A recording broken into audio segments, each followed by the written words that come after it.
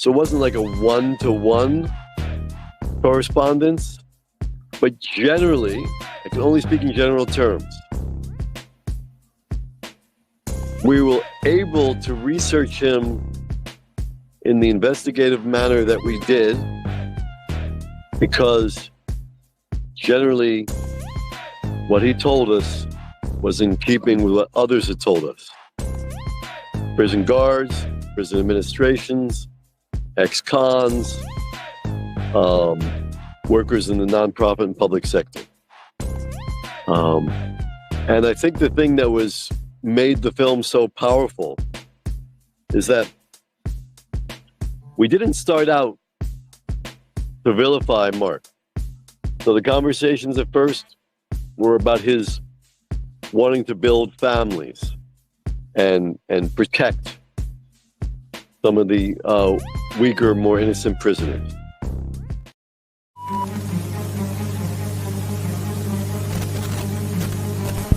Tell me, is it facts or opinions?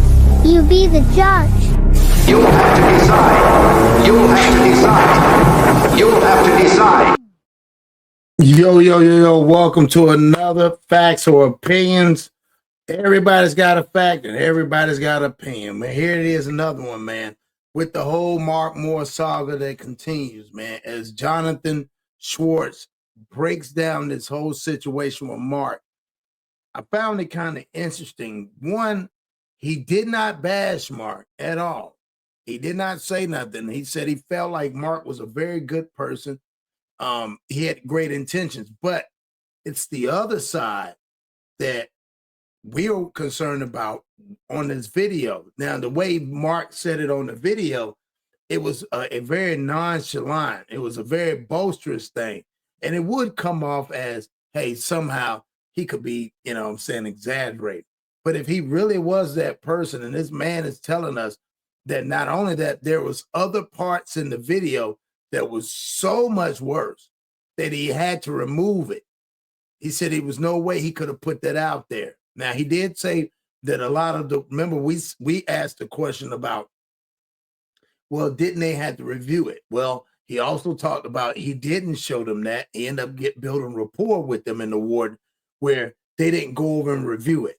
So therefore, again, it's just a lot of twists and tails to this. So let's get into this video and we're going to break this down. Y'all tell me what you think. May have had in later life.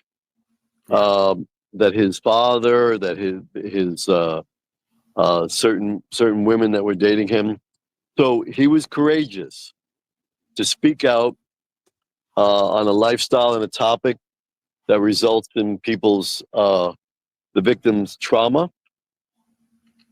lifetime medical issues, lives destroyed, innocence lost.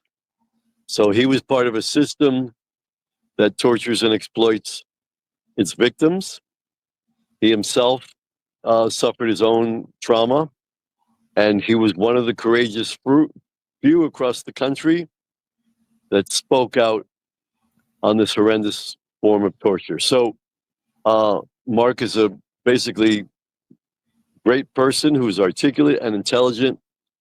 And at that period of his life, 3 decades ago, he found the courage to come forth and talk about the issue.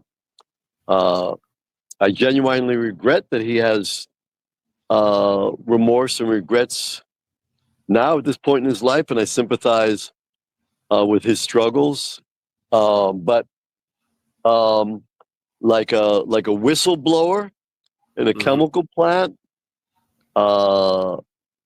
like a laborer who denounces a corrupt boss, like anybody who speaks out against corruption, or someone that opens our eyes. So clearly, Mark was conflicted. He knew what he was doing was wrong. He also celebrated it. He had a lifestyle that involved promiscuity and eroticism and sexuality and violence. He was protective of his victims. He also exploited them for chores money, snacks, and sexual favors. That was the system that he was part of, and the system that he revealed to the shock and horror of hundreds of thousands, if not millions of viewers. So again, he should be applauded for the courage of coming out with these stories that were shocking and somewhat sensational and hard to listen to. And I'm sorry for the pain it caused, but he was a man who entered into it willingly. And I never did, never could, and never would prescript, pay for, or coerce anybody. I'm a journalist, not a dramatic producer. I work with dramatic films and television programs in another piece of my life, which is more service oriented. But my journalism is meticulous.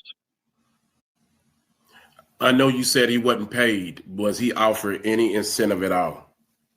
I think he mentioned that you all said y'all would go to the board and give them some kind words towards him. Was that ever a promise? We have, with all our subjects in prison,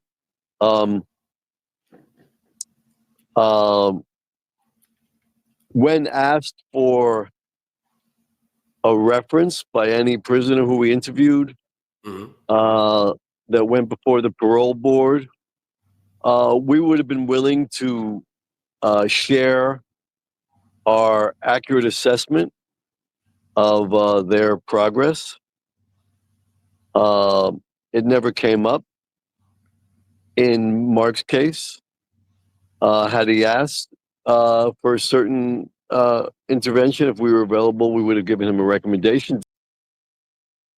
Wow. So he said Mark said something about the parole board that he did this based off the premise that he would get a lesser sentence due to that. Well, this man just said Mark never even asked him.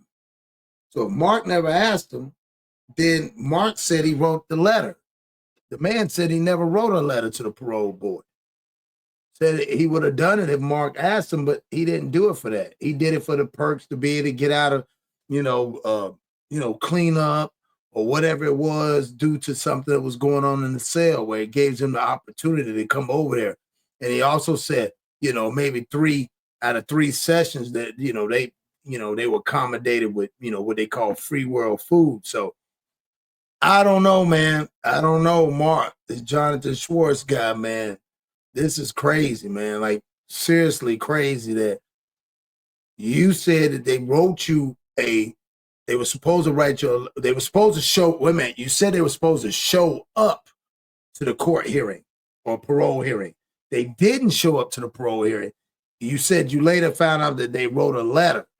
But this man saying they never did none of the such. There was never even anything that was even remotely brought up to that. So this is getting very interesting. So y'all make sure y'all hit that like button, comment, subscribe. Y'all tell me what y'all think. Now, Mark, it's a lot of loopholes. I mean, you said a lot of things, but the man said you signed up for it. He said you was a willing participant as far as what was going on in that prison. And he also said that you was a predator. That's what he said. He said you coerced and you use sex and coercion and basically grooming. That's that you groom those young men. And that's what he keeps saying. So hopefully you can explain yourself. Because again, why would you get on here instead of just keeping it real?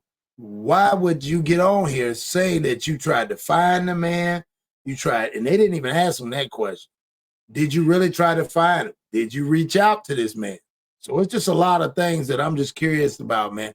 So y'all hit that like button again and tell me what y'all think.